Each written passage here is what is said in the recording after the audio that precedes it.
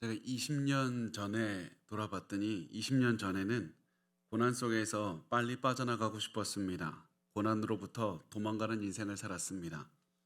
10년 전에는 고난을 통해서 많은 복을 얻는 것을 알았습니다. 그래서 고난 속으로 달려가는 인생을 살았습니다. 지금은 보니까 고난으로부터 도망 나으려고 하지도 않고 고난 속으로 달려 들어가려고도 하지 않습니다. 저는 지금은 단지 주어진 환경에 최선을 다해서 살려고 하고 있습니다. 왜냐하면 하나님을 믿고 있기 때문에 그렇습니다.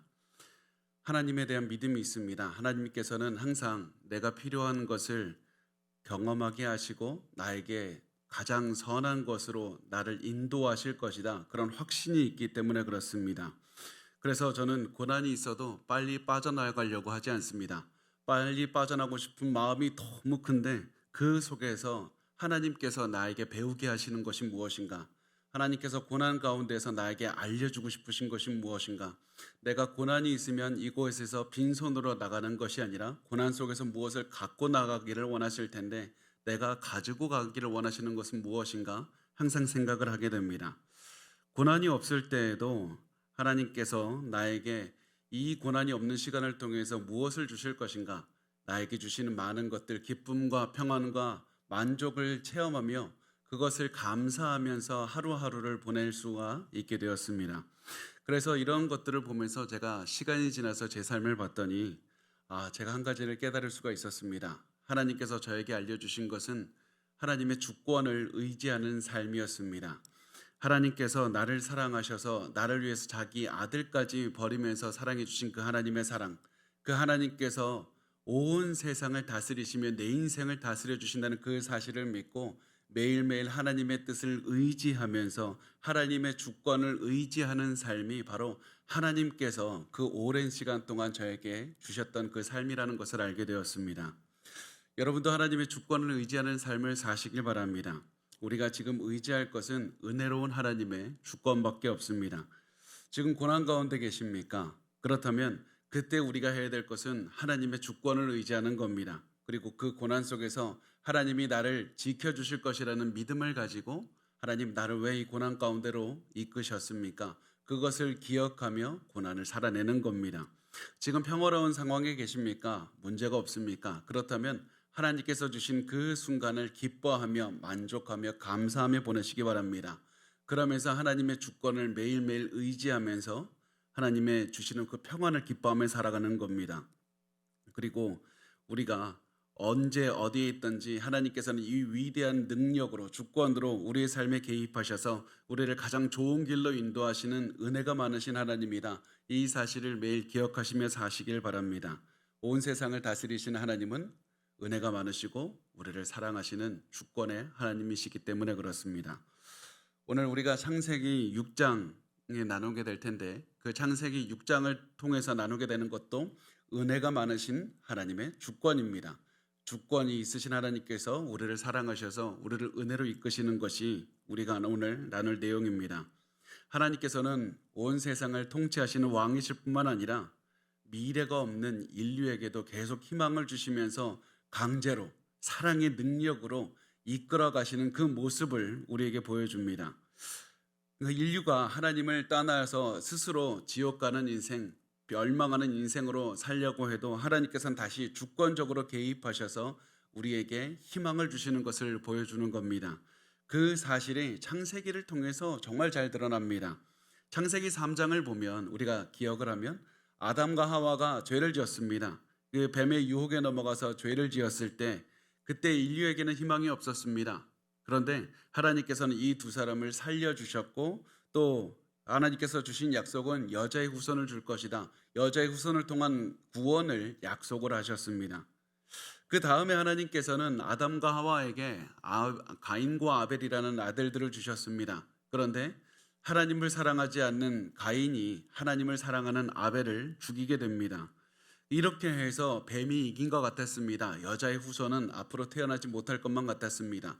인류는 가만히 두면 그냥 사라지는 겁니다. 영원히 이 죄 가운데서 살아가는 겁니다. 그런데 하나님께서 또다시 아벨을 대신해서 생명 하나를 주셨고 그 아이는 바로 셋이라는 아들이었습니다. 그리고 우리가 지난번에 나눈 것을 생각을 해보면 가인의 자손과 셋의 자손 이렇게 두 갈래로 이 사람들이 발전하기 시작합니다. 가인의 자손들은 기술이 발전했고 문화가 발전했습니다. 그래서 많은 발전을 이루었지만 하나님을 무시하는 악한 인생을 살았습니다. 셋의 자손들은 여러 가지 인생에서 보여줄 것은 많이 없었지만 하나님을 사랑하고 하나님을 예배하고 하나님을 선포하는 인생을 살았습니다. 이렇게 두 족보, 두 가문, 두 자손들은 각자 따로 살면서 결혼도 따로 했고 자신의 이 각자의 자녀들을 낳으면서 그 삶을 계속해서 살아갔습니다. 이렇게 해서 하나님께서는 셋의 족보를 통해서 여자의 후손이 이어지게 하셨고 그래서 결국에서는 메시아의 그 소망을 이루게 하셨던 겁니다. 그런데 시간이 또 지나서 이 여자의 후손들을 이루어 가야 되는 이끌어 가야 되는 이 사람들이 바로 또 다시 뱀의 유혹에 무너지는 일이 벌어집니다. 그것은 무엇이냐면 셋의 자손과 가인의 자손이 결혼하기 시작하는 겁니다. 창세기 6장 1절에서 2절 우리 같이 읽어보겠습니다. 시작. 사람이 땅 위에 번성하기 시작할 때에 그들에게서 딸들이 나니 하나님의 아들들이 사람의 딸들의 아름다움을 보고 자기들이 좋아하는 모든 여자를 아내로 삼는지라. 아멘. 성경을 보면 하나님의 아들들이 사람의 딸들과 결혼을 했다 이렇게 나옵니다. 그리고 이 말씀의 의미가 무엇인지 많은 학자들이 굉장히 토론을 많이 하고 많은 의견들을 요즘에도 내고 있습니다. 그렇지만 이 많은 기독교 학자들이 지지하고 저도 맞다고 확신하는 뜻이 무엇이냐면 여기서 말씀하는 하나님의 아들들은 셋의 자손인 겁니다. 셋의 자손이고 사람의 딸들은 가인의 자손들입니다. 이 셋의 자손과 가인의 자손들이 서로 결혼하기 시작을 한 겁니다. 이렇게 두 자손들이 결혼을 하기 시작하자 셋의 자손들은 그 결과 급속도로 타락하게 됩니다. 이 사태의 상황을 이 상황이 얼마나 심각한지 그것을 깨닫기 위해서는 이 당시의 결혼 풍습을 잠깐 이해해 볼 필요가 있습니다. 어려운 것이 아니라 요즘에는 이 연애 결혼하지 않습니까? 각자 결혼 당사자들이 좋아하는 사람들끼리 이제 마음을 모아서 결혼을 하게 되는데 이 당시에는 그 연애 결혼이라는 것이 존재하지 않습니다. 부모님 특히 아버지들이 먼저 나서서 그 모든 적극적인 개입을 다 해야 결혼이 이루어지는 겁니다. 그래서 우리가 알 수 있는 것이 무엇이냐면 셋의 자손과 가인의 자손이 결혼했다는 것은 그냥 두 사람이 서로 좋아한 것이 아니라 그 당시에 부모님들의 뜻에도 그게 맞았고 그 지역의 전통에도 그게 맞았고 그 사람들의 사는 모습이 이랬다는 것을 보여주는 겁니다. 셋의 자손이 가인의 자손과 결혼했다는 것은 셋의 자녀들의 부모님들이 가인의 자녀들, 가인의 가문과 같이 인연을 맺고 싶었다는 것을 보여주는 겁니다. 왜 그렇다면 셋의 자손들이 가인의 가문과 연결하고 싶었습니까? 그 이유는 가인의 가문이 잘 살았기 때문에 그렇습니다. 권력과 능력이 있기 때문에 그렇습니다. 셋의 자손들은 가인의 집안의 성공 그리고 재산들을 보고 야 이게 더 하나님을 섬기는 것보다 더 중요하다 이렇게 여겼습니다. 그래서 이 결과 두 집안은 하나가 되었고 그 결과 하나님이 보시기에 셋의 자손들이 악하게 살아가게 됩니다. 죄의 길로 걸어가게 됩니다. 여기서 우리가 반드시 기억해야 될 것이 무엇이냐면 결혼의 중요성입니다. 성경은 구약이나 신약이나 하나님의 백성과 믿지 않는 사람들, 하나님의 백성이 아닌 사람들의 결혼을 반대합니다. 왜냐하면 결혼은 단순히 그냥 두 사람의 몸이 만나서 같이 사는 것이 아니라 영적인 결합이기 때문에 그렇습니다. 영적인 결합입니다. 만일 하나님을 섬기는 사람과 섬기지 않는 사람이 결혼을 하면 하나님을 섬기는 사람이 반드시 영적으로 손해를 보게 되어 있습니다. 나쁜 영적인 영향을 받게 되어 있습니다. 그래서 하나님에 대해서 하나님을 더욱더 사랑하고 섬기는 것이 아니라 더욱더 어렵고 하나님을 이 반대로 가는 그런 영향을 받을 수밖에 없습니다. 그래서 성경이 불신자와 결혼을 금지하는 것이고 불신자와 결혼했을 때 생기는 부정적인 영향을 우리가 오늘 본문을 통해서 볼 수가 있는 겁니다. 하나님을 예배하는 사람들은 하나님을 예배하지 않는 사람들과 결혼하면 결국 이 사람들이 모두 하나님을 떠나게 되었다고 오늘 본문은 말씀을 하고 있습니다. 그래서 저는 아직 결혼을 하지 않은 분들, 특히 결혼을 하지 않았는데 이 애인이 이 교제하는 사람이 이 그리스도인이 아닌 사람을 보았을 때 항상 말씀을 드립니다. 그리스도인과 그리스도인이 아닌 사람은 결혼하면 안 됩니다. 그리고 그냥 결혼하겠습니까? 결혼하기 전에 교제의 시간이 있기 때문에 교제하다 보면 결혼도 하고 싶어 하는 겁니다. 교제부터 하지 말라고 반드시 말씀을 드립니다. 굉장히 담대하죠? 근데 담대한데 제 말 듣고 헤어지는 사람 한 명도 못 봤습니다. 성경이 이거 단순히 제 의견이 아니라 성경이 그 관계를 반대한다고 해도 아무도 들은 사람을 본 적이 없습니다. 왜 그렇습니까? 왜 그렇습니까? 그 이유를 우리가 오늘 본문에서 찾아볼 수가 있습니다. 창세기 6장 2절에 이렇게 말씀을 합니다. 하나님의 아들들이 사람의 딸들의 아름다움을 보고 자기들이 좋아하는 모든 여자를 아내로 삼는지라. 여기서 보면 강조하는 말씀이 있습니다. 하나님의 아들들이 사람의 딸들을 눈으로 보았고 그 여자들을 머리로 좋다고 생각했고 아내로 취했다는 겁니다. 여기에 문제의 중심이 있습니다. 하나님께서 말씀에 보기 좋은 것, 하나님께서 취하라고 하는 것, 그것들을 보는 것이 아니라 내가 보고 내가 좋게 여기고 내가 원하는 것들을 취하는 것, 결국 하나님 중심이 아니라 내 중심으로 살겠다는 것이 바로 이 삶의 이 죄의 중심에 있는 겁니다. 그리고 이것은 단순히 여기에만 드러나는 것이 아니라 하와가 죄를 지었을 때도 똑같은 문제가 발생을 했습니다. 창세기 3장 6절을 보면 그 여자가 그 나무를 본즉 먹음직도 하고, 이게 보기에 좋았다는 의미입니다. 보암직도 하고 지혜롭게 할 만큼 탐스럽기도 한지라 그 여자가 그 열매를 따먹고 취하였다라는 의미입니다. 이 말씀에서도 하와가 나무를 보았고 좋다고 생각했고 열매를 취했습니다. 이 말씀을 통해서 계속해서 드러나는 것이 무엇이냐? 죄의 본질입니다. 죄는 하나님이 무엇이라고 말씀한 것을 순종하는 것이 아니라 내가 보기에 내 기준대로 내가 판단하고 내 마음대로 행동하는 것, 그것이 죄의 본질이라는 겁니다. 하나님과의 말씀과는 상관없이 내가 원하는 대로 판단을 하고 그에 따라서 실행을 하는 겁니다.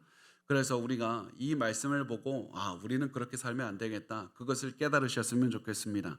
내가 어디에서 무엇을 하면서 살아야 될지 결정하는 것도 하나님의 선택이어야만 되고, 우리가 누구를 교제하고 누구를 사랑하고 누구와 결혼하는지 그 문제까지도 하나님께 순종해야 된다.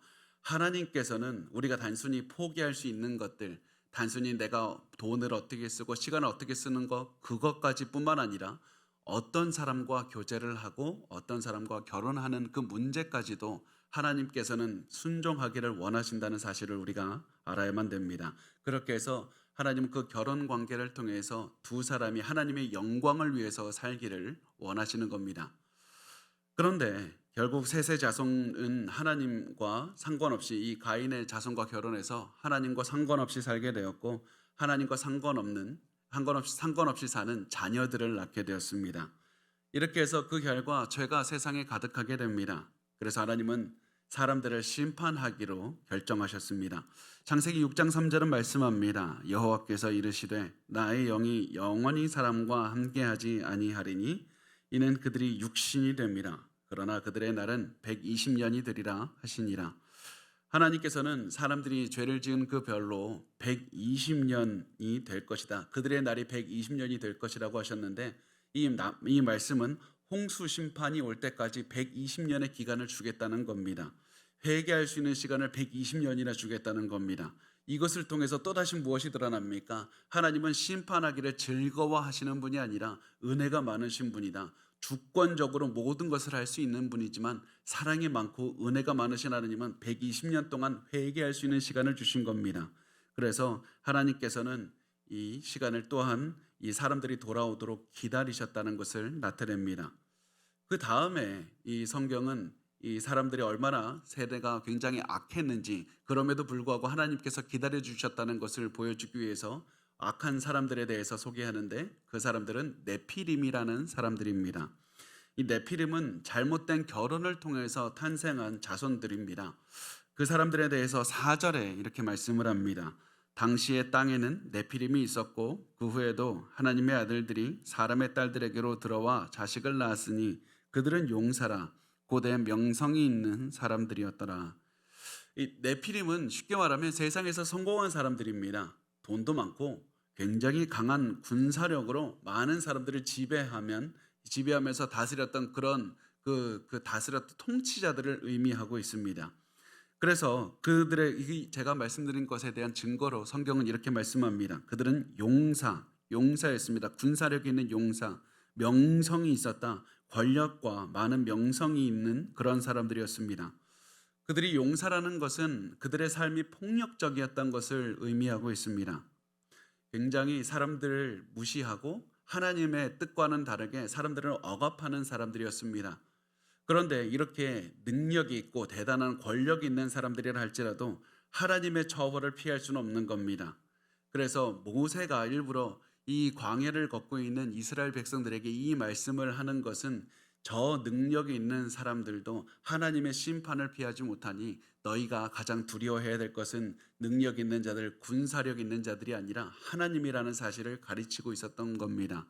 그래서 모세는 우리에게 중요한 것을 바라보라. 명성이 중요한 게 아니다. 성공이 중요한 게 아니다. 하나님이 보시는 성공을 하는 것이 중요하다. 너희의 삶에 이집트를 떠난 너희, 이제 이집트의 우상을 섬기는 삶을 살지 말고 하나님을 믿는 믿음으로 인생을 승리하고 성공하라는 말을 하고 있는 겁니다.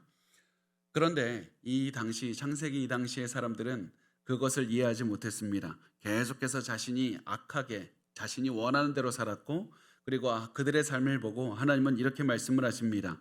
창세기 6장 5절에서 7절 우리 같이 읽어보겠습니다. 시작.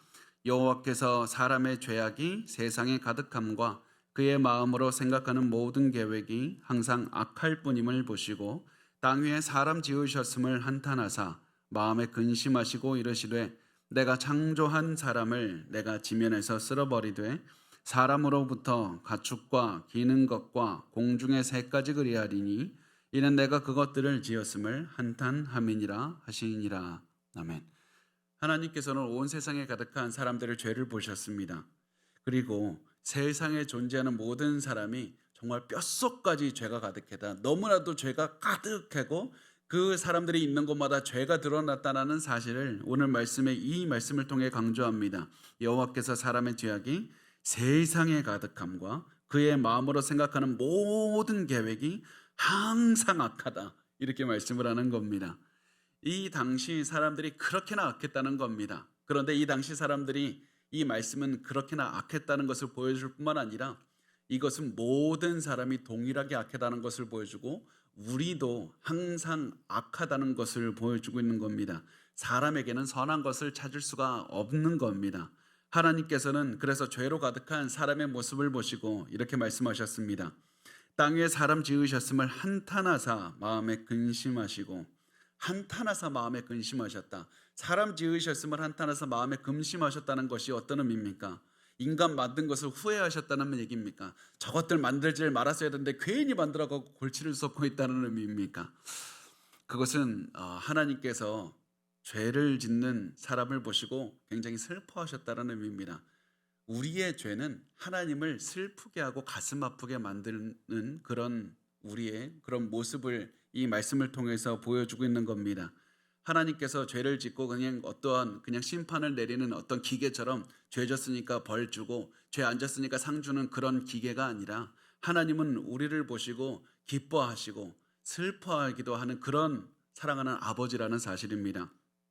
하나님은 악한 인간을 보시고 아파하셨고 괴로워하셨습니다. 마치 사랑하는 자녀가 죄를 지었을 때 부모가 에이 저거 괜히 났다 그러진 않죠.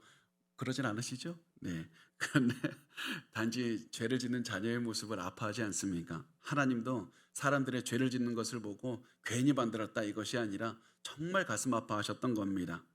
그렇지만 그 죄 짓는 모습을 정의로운 하나님이시기 때문에 반드시 심판을 내리기로 하셨습니다. 하나님께서는 이제 심판을 내리기로 하셨는데 그 중에서 심판을 면하게 한 사람에 대해서 성경은 말씀합니다. 창세기 6장 8절에 말씀합니다. 그러나 노아는 여호와께 은혜를 입었더라. 노아만은 하나님께 은혜를 입었기 때문에 다른 사람과 함께 심판을 받지 않을 수가 있었습니다. 노아가 잘 살아서 노아가 완벽해서 구원을 얻은 것이 아니라 하나님께서 은혜를 주셔서 구원을 얻을 수 있었던 겁니다. 전적으로 하나님의 은혜였고 전적으로 하나님의 사랑의 결과였습니다. 노아도 그 시대에 모든 사람과 똑같은 죄인이었지만 은혜로운 하나님께서 개입해 주셔서 노아를 구원해 주셨다는 사실입니다. 그리고 노아를 살리신 것은 단순히 하나님께서 노아 한 사람, 그냥 이 사람 한 사람 살린 것이 전부가 아닙니다. 그것은 우리를 위해서 그렇기도 한 겁니다. 하나님께서는 우리에게도 희망을 주기 위해서 생명을 주기 위해서 노아를 살리신 겁니다. 그래서 성경은 이렇게 기록합니다. 9절과 10절에 보면 이것이 노아의 족본이라 노아는 의인이요 당대 완전한 자라 그는 하나님과 동행하였으며 세 아들을 낳았으니 셈과 함과 야벳이라. 자, 여기에서 우리는 성경을 잘 읽었으면 이상하다고 생각을 해야 됩니다. 성경을 잘 읽었으면 왜 이러지? 라고 생각을 해야 됩니다. 왜냐하면 모세가 갑자기 노아의 족보를 소개를 한다고 말하면서 노아의 세 아들의 이름을 이 한 명씩 하나씩 적고 있기 때문에 그렇습니다. 그런데 성경에는 이미 노아의 아들들의 이름을 기록했습니다. 창세기 5장 32절에 보면 노아는 500세 된 후에 셈과 함과 야벳을 낳았더라. 이미 아들들의 이름을 다 기록했습니다. 그런데 왜 또다시 6장에 이르러서 또다시 아들들의 이름을 기록합니까? 그 이유는 하나님께서 개입하셔서 새로운 일을 하신다는 사실을 보여주기 위해서 그렇습니다. 지금 셋의 후손이 더 이상 하나님께 온전한 예배를 드리지 못하고 있었던 그때 하나님께서는 새로운 족보를 쓰실 것이다. 셋의 족보가 가인의 족보와 같이 얽히고 설켜서 더 이상 희망이 없는 상태가 되어 있을 때 하나님께서는 이제 노아의 족보를 주시겠다. 새로운 사람들을 선택하셔서 새로운 일을 이루시겠다. 이렇게 하셔서 새로운 인류에게 새로운 희망을 주시겠다는 것을 보여주는 겁니다. 하나님의 주권의 결과이고 하나님의 은혜의 결과인 겁니다. 사람은 계속해서 악을 향해 걸어가지만 하나님은 주권적인 능력으로 또다시 새로운 삶을 살게 하시고 또다시 시작하게 하면서 인류의 역사를 새로 쓰시는 겁니다. 그런데 여기서 중요한 것은 하나님은 왜 하필 그 새로운 역사를 쓰시는 인물로 노아를 선택하셨는가? 하나님 왜 노아를 선택하셨는가? 다른 사람들도 다 선택할 수 있는데 왜 노아를 선택하셔서 새로운 역사를 쓰게 하셨을까? 그 이유는 노아가 하나님과 동행하면서 살았기 때문에 그렇습니다. 하나님과 동행하면서 노아는 살았습니다. 그리고 성경은 지금까지 보면 하나님의 구원을 받은 사람은 계속해서 하나님과 동행했다는 사실을 강조하는 것을 우리가 알 수 있습니다. 대표적인 인물로 노아 바로 전에 하나님과 동행했다고 말하는 사람이 누구냐면 에녹이었습니다. 창세기 5장 24절에 보면 에녹이 하나님과 동행하더니 하나님이 그를 데려가심으로 세상에 있지 아니하였더라. 셋의 자손이 가인의 자손과 결혼해서 하나님에 대한 신앙이 무너져 버렸습니다.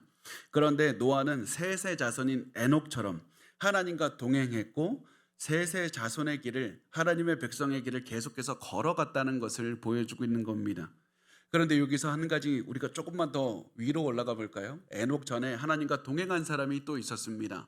그 사람을 기억해야 되는데 그 사람이 누구냐면 아담입니다.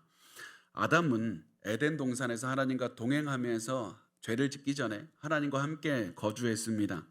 하나님께서는 천지를 창조한 다음에 아담을 창조하시고 아담과 함께 동산에서 동행하셨습니다. 그런데 아담이 죄를 짓고 시간이 지나서 이제 노아의 시대가 왔을 때 이 세상에는 죄가 가득하게 됐습니다. 그래서 하나님께서 이제 하시는 것이 무엇이냐면 굉장히 중요한 성경이 중요한 일이 벌어지는데 하나님께서는 온 세상을 재창조하기를 원하셨던 겁니다. 하나님께서는 이 모든 세상을 인간을 창조하기 전의 모습으로 되돌리기를 원하셨습니다. 그래서 하나님께서는 홍수를 사용하신 겁니다. 홍수가 왜 중요하냐면 단순히 물로 쓸어버린 것뿐만 아니라 홍수로 온 세상을 덮어서 어떠한 생명체도 살 수 없게 하신 겁니다. 그래서 천지를 창조하기 전의 모습으로 되돌려 놓는 것이 홍수입니다. 창세기 1장 2절에 그 모습에 대해서 이렇게 말씀합니다. 땅이 혼돈하고 공허하며 흑암이 깊음 위에 있고 하나님의 영은 수면 위에 운행하시니라. 자, 여기서 말씀을 보면 이 천지 창조 분명히 하나님께서 제가 여러 번 강조를 드렸지만 하나님은 무에서 유를 창조하신 게 맞습니다. 그런데 창세기 1장에서 그리고 있는 것은 무에서 유를 창조하신 거 맞는데 강조하는 것이 무엇이냐? 온 세상이 물이 가득하고 혼돈해서 인간 어떠한 생명체도 살 수 없는 그런 곳이어서 하나님께서는 그곳에서 질서를 세우시고 무태서 물을 가르시고, 그래서 하나님께서는 생명체를 살 수 있도록 그렇게 그 질서를 주시면서 온 세상을 다스리셨다는 것을 우리가 나눴습니다. 그래서 이것이 이 천지를 창조하기 전의 모습이 물이 가득한 모습이었는데, 하나님께서 노아 홍수 사건을 통해서 이 세상을 다시 창조하기 전의 모습으로 돌리셔서, 그래서 은혜로운 하나님께서 새로 시작하게 하셨다는 겁니다. 재창조하기를 원하셨다는 겁니다. 그래서 노아의 홍수 사건은 단순히 물로 덮은 사건일 뿐만 아니라 재창조하신 사건이고, 새로 아담과 창조 후에 아담에게 언약을 베푸셨던 것처럼 노아에게도 새로 언약을 주시는 그런 굉장히 중요한 사건인 겁니다. 그래서 우리가 이것을 보면서 알 수 있는 것은, 모든 사람이 잘못되었을 때, 모든 사람이 죄를 지었을 때 그냥 다 멸망시켜버리고 없애버리는 것이 아니라, 하나님은 처음부터 다시 시작하시는 그런 은혜로운 하나님의 주권적인 능력을 체험하게 하신다는 겁니다. 심판받아야 되는 노아에게 은혜를 주셔서 구원을 해주셨을 뿐만 아니라 온 세상을 다시 시작할 수 있는 기회를 주신 겁니다. 우리가 계속해서 삶이 잘못되어도 다시 시작할 수 있는 이유가 무엇입니까? 하나님의 주권적인 능력과 은혜로우심 때문에 그렇습니다. 우리가 모든 것이 잘못되어서 아무것도 할 수 없다고 느끼게 되었을 때, 그때도 하나님은 우리의 삶에 함께 하셔서 새로 시작하게 해주시는 은혜롭고 주권이 가득한 우리의 하나님 아버지라는 사실입니다. 그리고 노아가 이것을 통해서 이 체험한 것은 하나님의 은혜였고, 모세가 이 모습을 통해서 하나님의 은혜를 강조하고 있는데, 여기에서 우리가 그냥 지나치지만 이 하나님의 은혜를 강조하는 부분이 한 군데가 더 있습니다. 이 노아가 살아갈 수 있었던 것이 바로 하나님의 은혜라는 사실을 다시 한번 강조하고 있는데, 그 말씀은 이 말씀에서 잘 드러나고 있습니다. 6장 9절에 보면, 이것이 노아의 조건이라 노아는 의인이요 당대의 완전한 자라 라고 말씀합니다. 당대의 완전한 자라. 우리가 그냥 노아는 완벽한 사람, 의로운 사람 이렇게 생각하지만 성경은 말합니다. 그냥 완전한 자가 아니라 당대의 완전한 사람이다. 당대라는 말은 그 노아가 객관적인 기준에서 완벽했다라는 의미가 아닙니다. 노아가 당대 그 시대 사람들에 비해서 완전했다는 겁니다. 그 시대 노아와 동시대 사람들과 비교했을 때 이 완전하게 살았다는 겁니다. 이 말을 두고 많은 신약 그리고 많은 학자들은 이렇게 얘기를 합니다. 노아가 아브라함과 비교해 봤을 때 아브라함보다 믿음이 없었을 수도 있습니다. 완전 의롭지 않았을 수도 있습니다. 다만 노아가 이 다른 성경 인물과 비교해 봤을 때 덜 의로웠을 수도 있지만, 노아는 그 시대 사람들에 비해서 더 의로운 삶을 살았다라는 그 말씀을 하고 있다는 겁니다. 그래서 이것을 통해서 강조하는 것이 무엇입니까? 왜 성경은 당대라는 말을 굳이 넣습니까? 그 이유는 노아도 심판받아야 마땅한 자라는 사실을 강조하기 위해서 그렇습니다. 하나님께서는 노아를 심판하셔야 되는 것이 마땅하지만, 하나님은 은혜가 많으신 분이라서 노아를 의롭다고 말씀해 주셨고 구원해 주셨습니다. 하나님을 믿고 사는 노아를 믿음을 보고 의롭다고 해주시고 구원을 해주시는 겁니다. 노아가 하나님을 믿고 그 믿음이 전심으로 하나님을 사랑하고 순종하는 삶으로 드러나는 것, 그 모든 것들을 보시고 그 믿음을 보시고 하나님은 노아에게 은혜를 베풀어 주셨다는 겁니다. 그리고 이것이 바로 인류에게 희망을 주시는 것이기도 합니다. 노아에게도 사회 생명을 주시고 은혜를 주셔서 이끌어 가시는 것이기도 하지만, 이것을 통해서 또다시 우리에게도 새 생명을 주시는 모습이라는 것을 보여주고 있는 겁니다. 창세기 3장 15절에 보면, 내가 너로 여자와 원수가 되게 하고 내 후손도 여자의 후손과 원수가 되게 하리니 여자의 후손은 내 머리를 상하게 할 것이요 너는 그의 발꿈치를 상하게 할 것이니라 하시고, 제가 계속해서 이 말씀으로 돌아가고 있지 않습니까? 원시복음이라고도 하고, 이 창세기 처음 나오는 이 복음, 그리스도 메시아에 대한 그 예언의 말씀인데, 하나님께서는 이 예언의 말씀을 은혜를 주셔서 계속해서 이어가고 계시다는 것을 강조하고 있는 겁니다. 하나님의 백성으로 살아야 되는 셋의 자손이 가인의 자손과 결혼해서 하나님께 예배드리는 모습을 떠났을 때 뱀은 자신이 승리했다고 생각하는 겁니다. 이제 하나님의 약속하신 여자의 후손 메시아는 탄생하지 못할 것이다. 뱀은 내가 승리했다 기뻐했을 겁니다. 그런데 하나님께서는 자격 없는 노아 한 사람을 선택하시고 그 사람을 통해서 하나님의 은혜를 베풀어서 하나님의 뜻을 이뤄가는 주권적인 모습을 보여주고 있는 겁니다. 원시복음을 이루어가는 분은 인간의 의로움이 아니라 하나님의 주권적인 은혜로움이라는 사실을 강조하고 있는 겁니다. 그래서 하나님께서는 노아를 통해서 여자의 후손의 씨가 탄생할 수 있는 희망을 계속해서 이루어가고 계신다, 그 말씀을 합니다. 그래서 노아를 통해서 여자의 후손과 뱀의 후손이 싸우게 하시는 겁니다. 그렇지만 이제 노아는 살리시고 이제부터는 하나님께서 우선은 심판을 내리셔서 하나님과 상관없이 살아가는 사람들을 처벌하기로 하셨습니다. 하나님께서 이 세상을 처벌하기로 할 수밖에 없었던 그 이유에 대해서 성경은 이렇게 말씀을 합니다. 11절부터 13절을 보면 그때 온 땅이 하나님 앞에 부패하여 포악함이 땅에 가득한지라. 하나님이 보신즉 땅이 부패하였으니 이는 땅에서 모든 혈육 있는 자의 행위가 부패함이었더라. 하나님이 노아에게 이르시되 모든 혈육 있는 자의 포악함이 땅에 가득함으로 그 끝날이 내 앞에 이르렀으니 내가 그들을 땅과 함께 멸하리라. 온 땅이 하나님 앞에 부패해서 포악함이 땅에 가득했다. 이 말씀은 우리에게 두 가지 보여줍니다. 첫 번째, 하나님은 인간에게 여전히 복을 주셨습니다. 하나님께서 인간을 창조하시고 생육하고 번성하고 땅에 충만하라 말씀하셨는데 하나님께서는 그 약속을 이루시면서 사람들이 자식을 낳게 하시고 많은 사람들이 탄생하게 하셨습니다. 하나님은 은혜로우신 하나님은 약속을 지켜주신 겁니다.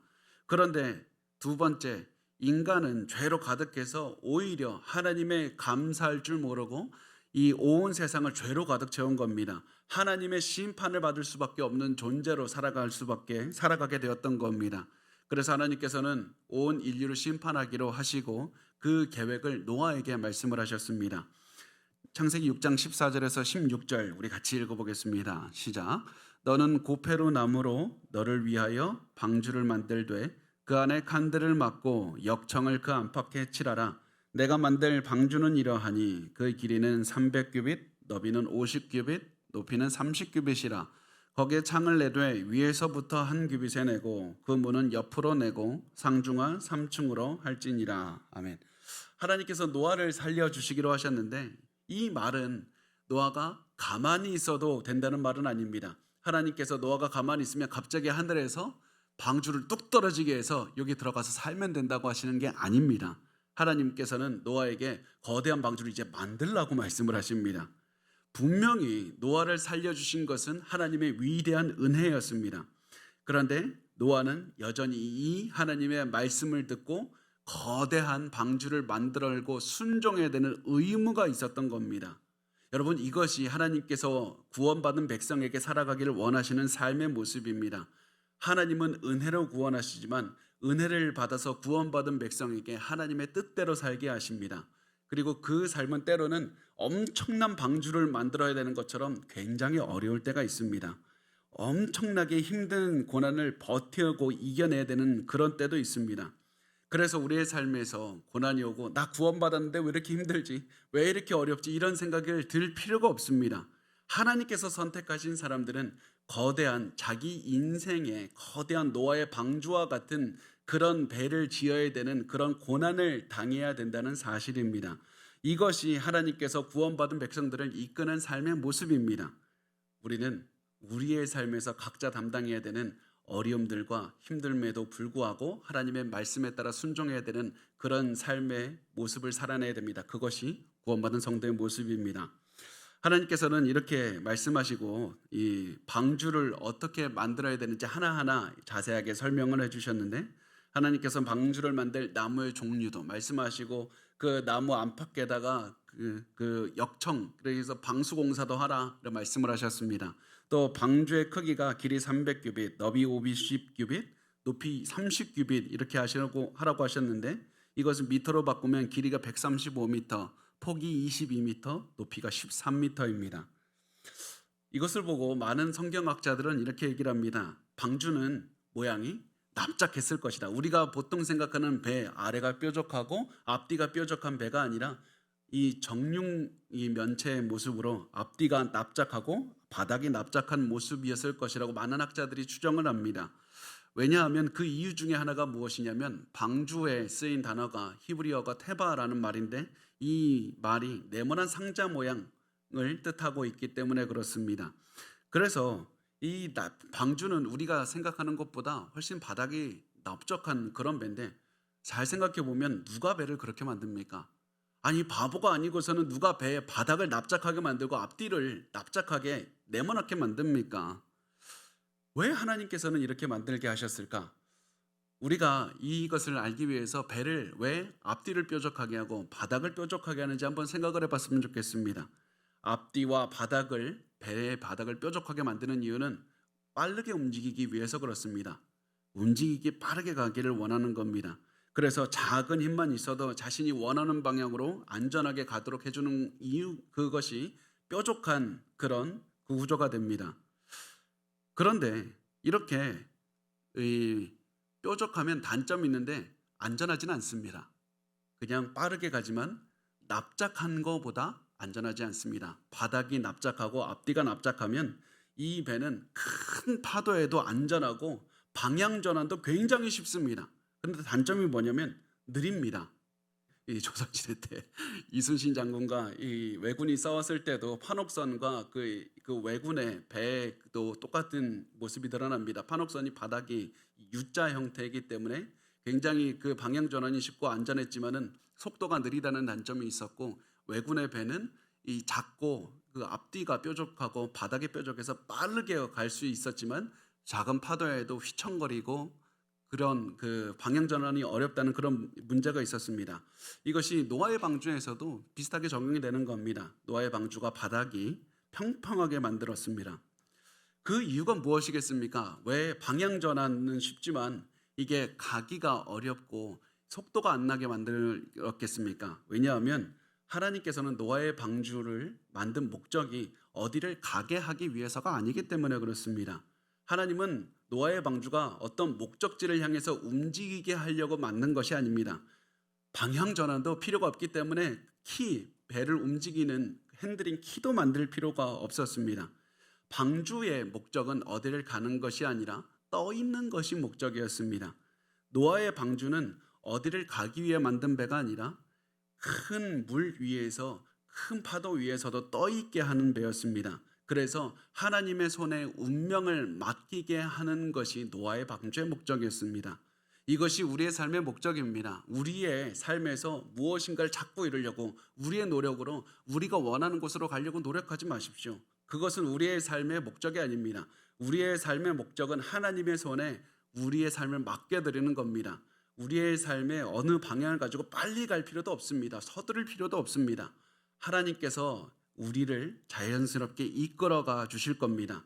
그래서 우리가 해야 되는 것은 어느 상황에 있든지 떠 있기 위해서 노력하는 겁니다. 하나님의 손에 이 붙잡히기 위해서 기도하며 하나님의 말씀을 읽고 말씀을 묵상하며 매일매일 하나님의 뜻대로 살아가는 겁니다. 그렇게 해서 매일 그 자리에서 버티고 계십시오. 하나님의 뜻을 계속해서 민감하게 깨닫게 하게 해달라고 기도하시고 하나님의 뜻에 따라서 거북이처럼 한 걸음씩 걸어가면 됩니다. 내가 그렇게 걸어가면 내 인생에 속도가 나지 않아서 남들은 저 뾰족한 배처럼 빨리 가는 것 같지만 내 삶 느리게 가는 것 같지만 누구라도 그 우리의 삶을 보고 그 하나님께서 우리의 삶을 보고 확신하시는 것은 하나님의 손에 붙들려가는 인생이라는 겁니다. 그 인생처럼 안전한 인생 없습니다. 그 인생처럼 하나님께서 복을 내리시는 인생은 없습니다. 그 다음에 하나님께서는 이렇게 말씀하신 다음에 홍수로 세상을 심판하시겠다는 하나님의 뜻을 또한 이 말씀을 통해서 잘 드러내십니다. 그것이 17절에서 21절에 나와 있는데 이렇게 말씀을 합니다. 내가 홍수를 땅에 일으켜 무릇 생명의 기운이 있는 모든 육체를 천하에서 멸절하리니 땅에 있는 것들이 다 죽으리라. 그러나 너와는 내가 내 언약을 세우리니 너는 내 아들들과 내 아내와 내 며느리들과 함께 그 방주로 들어가고 혈육 있는 모든 생물을 너는 각기 암소 한 쌍씩 방주로 이끌어들여 너와 함께 생명을 보존하게 하되 새가 그 종류대로 가축이 그 종류대로 땅에 기는 모든 것이 그 종류대로 각기 둘씩 내게로 나오리니 생명을 보존하게 하라. 너는 먹을 모든 양식을 내게로 가져다가 저축하라. 이것이 너와 그들의 먹을 것이 되리라. 하나님 말씀합니다. 홍수를 사용해서 세상을 멸하실 것이고 그리고 그 가운데서 노아를 살리실 것이다. 심판에서 노아를 건지실 것이다. 이렇게 해서 다시 한번 이 하나님께서 재창조하시는 모습을 강조합니다. 다시 말하면 노아를 제2의 아담의 모습으로 그리고 있는 겁니다. 우선 아담이 모든 인간의 시작이었습니다. 그렇지만 이제 홍수 다음에는 노아를 통해서 모든 사람들이 탄생을 하게 됩니다. 아담을 만든 다음에 하나님께서 아담과 언약을 맺었듯이 노아가 홍수 심판이 지난 다음에 노아와 언약을 맺어 주십니다. 또 하나님께서 혼돈된 세상에서 질서를 잡은 다음에 아담을 창조하셨듯이 그 다음에 하나님께서는 물로 세상을 덮은 다음에 다시 한번 온 세상을 물과 무추로 나누어서 질서를 세우신 다음에 노아의 후손이 살게 해주실 겁니다. 그리고 모든 짐승이 아담에게 나와서 그 이름을 짓게 해서 아담의 권위를 모든 피조물 위에 있는 권위를 세워주셨듯이 하나님께서는 모든 짐승을 노아에게 다가오게 하실 겁니다. 이렇게 해서 하나님께서는 노아가 제2의 아담이다. 이렇게 해서 하나님께서는 재창조하신다. 하나님께서 새로운 일들을 하신다는 것을 보여주시는 겁니다. 그래서 이렇게 많은 은혜를 받은 노아의 가족들은 이제부터 이 최선을 다해서 일을 하게 됩니다. 심판을 받아서 멸망할 사람들보다 더 많은 일들을 이제 시작을 해야 됩니다. 거대한 방주를 건설할 나무들을 운반해서 와야 되고 그 구해온 나무들을 깎고 다듬어서 배를 만들어야 됩니다. 그리고 방주에서 그들을 이 짐승들도 먹이고 이 살아야 되는 식량들도 모아야 됩니다. 그들은 정말 많은 노동을 했습니다. 많이 일했습니다. 자기 자신들을 위해 일했을 뿐만 아니라 다른 짐승들을 위해서까지 세계의 짐승들을 위해서도 다 일을 하는 겁니다. 그리고 그들은 단순히 열심히 살았던 것이 아니라 하나님의 뜻을 위해서 살았습니다. 하나님의 뜻대로 순종했습니다. 그것이 22절에 나옵니다. 노아의 인생을 한마디로 요약한 것인데 그것을 우리 같이 읽어보겠습니다. 시작. 노아가 그와 같이 하여 하나님이 자기에게 명하신 대로 다 준행하였더라. 하나님께서 말씀하신 다음에 노아의 반응이 무엇이냐? 노아 가만히 있는 것이 아니라 하나님께서 노아에게 명령하신 그대로 순종했다. 이것이 바로 하나님께서 원하시는 삶의 모습이었습니다. 그리고 이것이 절대적으로 노아의 순종하는 모습은 그 당시 살았던 다른 사람들과 굉장히 큰 대조를 보이고 있습니다. 모든 사람이 자기의 원하는 대로 내가 눈에 보이고 판단하고 좋은 것을 취할 때 노아만큼은 자신의 눈에 보이는 대로 생각하기에 좋은 대로 자기가 원하는 것을 취하는 것이 아니라 하나님께서 자기에게 명하신 대로 그대로 다 준행하였더라. 그래서 앞에서 이 노아의 방주 어떻게 짓고 무엇을 만들고 이렇게 자세하게 쓰셨던 이유가 무엇이냐면 뒤에 가서 노아가 하나님 말씀대로 하나씩 다 순종했다라는 것을 보여주기 위해서 그러는 겁니다. 이것이 바로 하나님께서 보시기에 기뻐하셨던 노아의 모습이었습니다. 그리고 노아가 이렇게 살 수 있었던 것은 노아가 하나님을 믿고 하나님을 사랑했기 때문이고 하나님과 동행했기 때문이고 노아는 하나님의 주권을 믿었기 때문에 그렇습니다. 비록 노아에게 하나님께서 배를 만들라고 하신 다음에 곧바로 이 비는 오지 않았지만 노아는 여전히 하나님께서 비를 오게 하실 것이라는 믿음, 그 주권에 대한 믿음이 있었고 그 하나님께서 나를 사랑하신다는 그 사랑에 대한 확신이 있었고 내가 부족하게 살아도 나를 용서해 주시는 하나님의 은혜로우심에 대한 믿음이 있었던 겁니다. 그래서 그는 매일매일 그 믿음을 하루하루 살아냈습니다. 여러분, 이것이 구원받은 사람의 모습입니다. 노아에게 하나님께서는 어떤 이유가 있어서 구원해 주신 것은 아닙니다. 철저한 죄인이었지만 노아를 선택하시고 살려주셨습니다. 그리고 그 은혜에 대한 감격과 감사하는 마음으로 노아는 하나님을 믿는 마음으로 하루하루 순종하며 살아갔던 겁니다. 여러분도 이렇게 살았으면 좋겠습니다. 노아처럼 노아가 하나님의 주권을 믿고 은혜로운 하나님의 주권을 믿고 매일매일 살아갔듯이 우리도 고난이 있어도 삶이 어려워도 재정이 많이 부족해도 하나님의 은혜로운 하나님의 주권을 믿고 매일 살아갔으면 좋겠습니다. 그러면 우리 어떻게 하나님의 주권을 믿고 살아갈 수 있는가? 우리 간단하게 두 가지만 보겠습니다. 첫 번째는 무엇이냐면 여러분 지금 여러분의 환경에서 하나님의 뜻을 분별하시기를 바랍니다. 제가 아까 서두에 시작할 때 말씀드렸던 것처럼 이 고난이 있으면 우리는 막 도망가고 싶고 빨리 이 문제 끝내고 싶고 우리가 평화로우면 그냥 아무 생각 없이 즐기고 그냥 하나님이 나에게 복 주시나 보다 이런 생각을 하면서 아무 생각을 하지 않다가 고난 오면 또다시 벌벌 떨면서 하나님 빨리 고난에서 나가게 해주십시오 이렇게 기도하지만 우리가 처한 상황에서 계속해서 하나님의 뜻을 분별하시길 바랍니다. 하나님 왜 나를 고난으로 이끄셨습니까? 하나님 여러 고난 중에 왜 그것도 나의 가족이 나를 힘들게 합니까?